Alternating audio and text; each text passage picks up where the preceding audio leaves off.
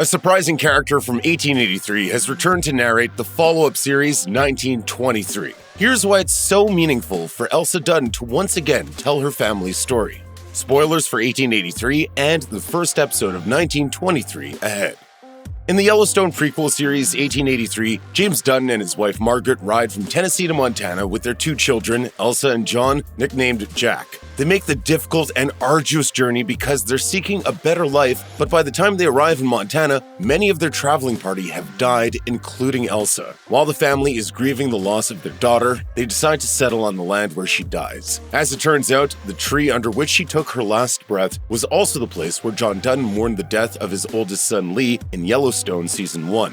Viewers were devastated by Elsa's arc because so much of the series had revolved around her. Many fans had been convinced that after falling in love with Ennis and losing her virginity to him, the family would discover she was pregnant by the end of the season. Unfortunately, that wasn't the case. Ennis also died trying to protect them. Eric Nelson, who played Ennis, told TV Insider, "We could have conquered the world together, but it wasn't in the plans."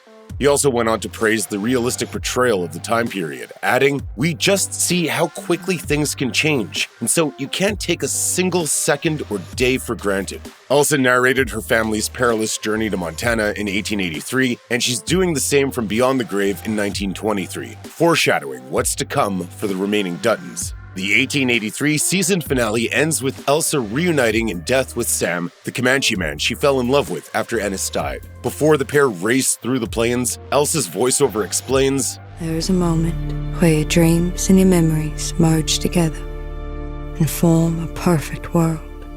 That is heaven." Elsa may be gone, but she isn't quite done talking about her family or the difficulties they face. 1923 opens with the same brutality that we've long come to associate with the Yellowstone universe. It doesn't waste time with introductions, instead immediately jumping into the action. We start with an unknown man limping while he tries to run, obviously having been shot in the leg. We quickly realize that he's not supposed to be on the Dutton land, and any sympathy we have for him dissipates when we see that he's about to shoot our protagonist, Cara Dutton. While she screams in anguish after killing him, it's clear she's done this before. Elsa's voiceover plainly states, "Violence has always haunted this family," reminding us that this sentiment is kind of the Duttons' motto. Cara, like the Duttons before and after, isn't afraid to do what's necessary for the ranch and family. From Elsa's voiceover, we also learned that her parents, James and Margaret, had a second son, Spencer, before meeting tragic fates of their own.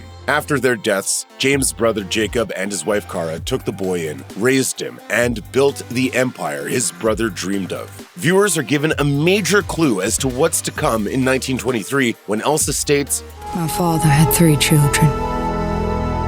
Only one would live to see their own children grown."